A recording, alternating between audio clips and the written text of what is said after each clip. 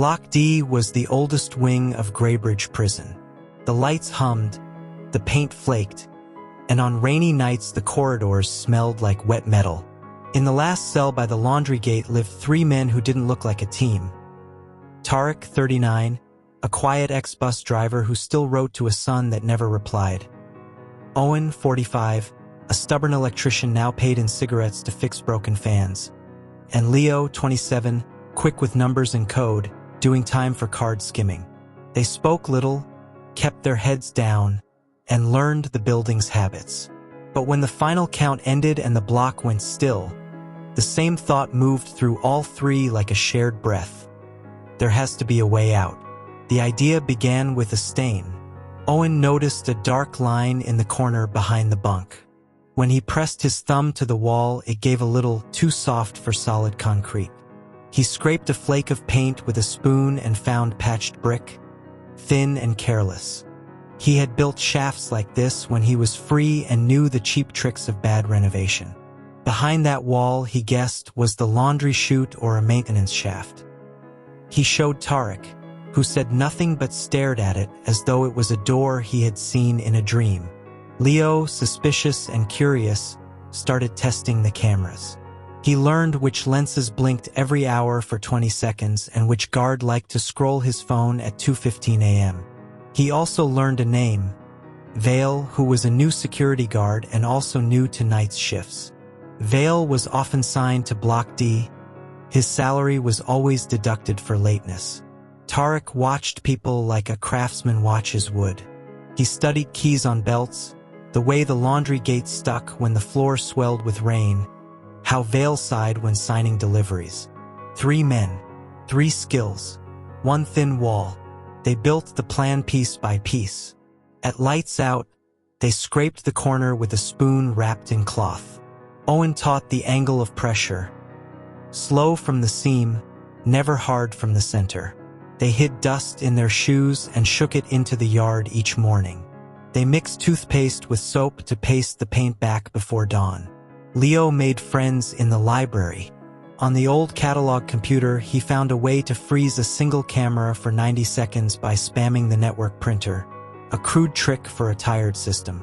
He practiced by jamming teabag paper in the tray. Paper jam meant the camera feed blinked and looped later that night.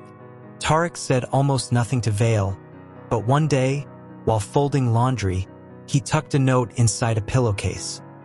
If a laundry gate accidentally stays unlatched one night, no one gets hurt, and you never hear from us again. No signature, no threat, just one more line. My son is turning 10 on Thursday. 2 days later, during a delivery, the laundry gate stuck open for 10 minutes by mistake. Tariq did not smile. He only looked at the clock. They waited for a storm. When it came, it rolled in like a train, hard rain pounding the roof, lights flickering in the hallway. At 2:14 a.m., Leo jammed the printer with a scrap of teabag paper. Camera D12 froze on an empty stretch of corridor. Owen and Tariq dragged the bunk aside, peeled back the patch, and lifted the thin panel they had cut over weeks. Cold air spilled out of the shaft. Owen slid in first, then Tariq. Leo pulled the panel back with a loop of string, nudged the bunk into place to hide the seam, and followed. His hands trembled. He said it was the cold. The shaft felt like a rib cage of old steel.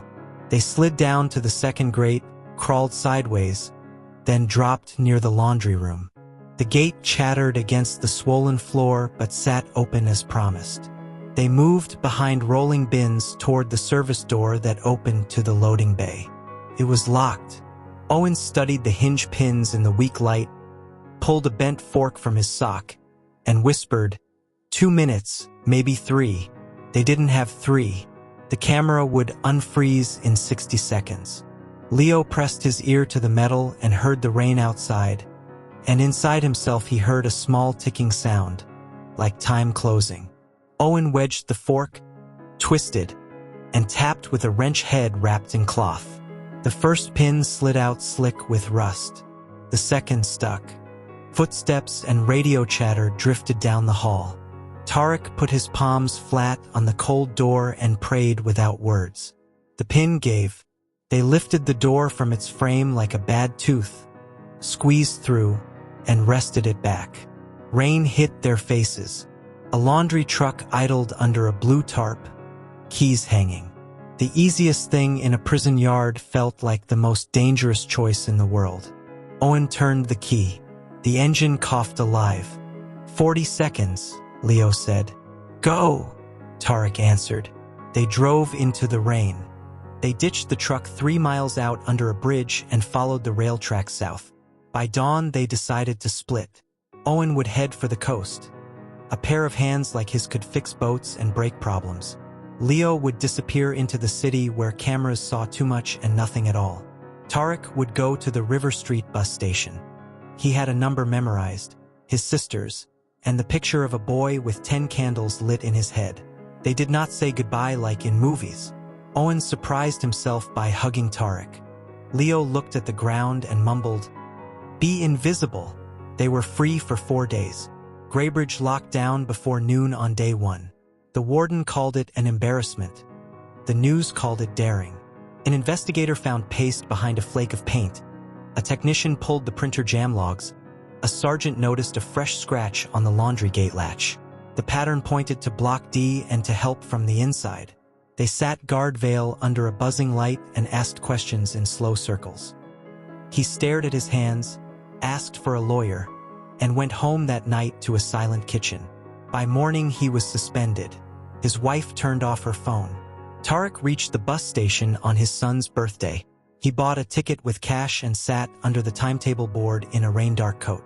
A little boy at the next bench laughed at a game on his mother's phone, and the sound cracked something in him. A transit cop asked for ID. The card said Ibrahim, dishwasher.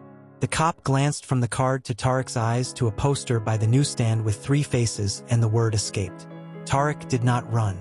"Tell them I didn't hurt anyone," he said, and looked at the clock. 10 minutes past 10. He pictured candles blown out and darkness rushing back.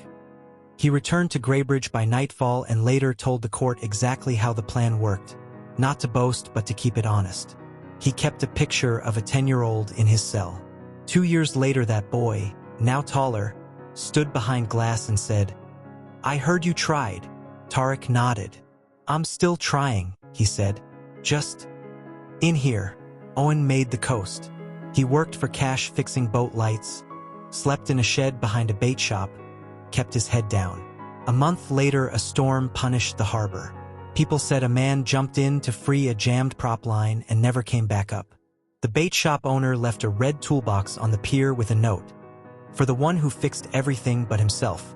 No body washed ashore. Some men are carried by water and rumor. Leo melted into the city. He rented a room for a week, then another on a different street. He watched the news and saw Vale's face and Vale's wife crying on courthouse steps with a baby on her hip. The station said Vale had debts, might face time, that the prison would tighten security.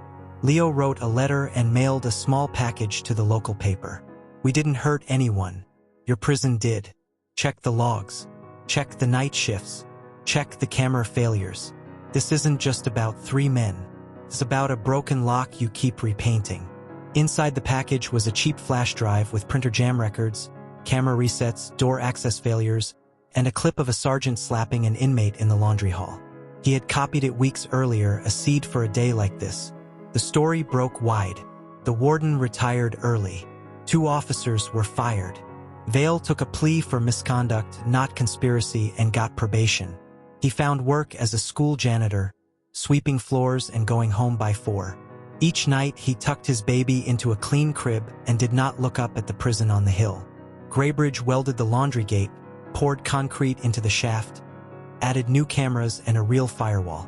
The new warden said, "This will not happen again." Didn't, not that way. The reporter who received Leo's package kept the flash drive in a plastic case and sometimes gave talks to students about systems and the cost of not caring. He ended with a still frame of an empty hallway on a frozen feed and said, "You don't stop escapes with paint. You stop them with people who see stains before they spread." On rainy nights, Block D still sounds restless. Guards say it's old pipes. Prisoners say it's the echo of a door that once opened. The stain in the corner is gone. The paint is clean, but memory is stubborn. Somewhere in the story there is always a thumb pressed to a soft spot in the wall, a fork twisting a hinge pin, a truck coughing awake in the dark, and 3 men feeling the shape of the sky for 4 short days.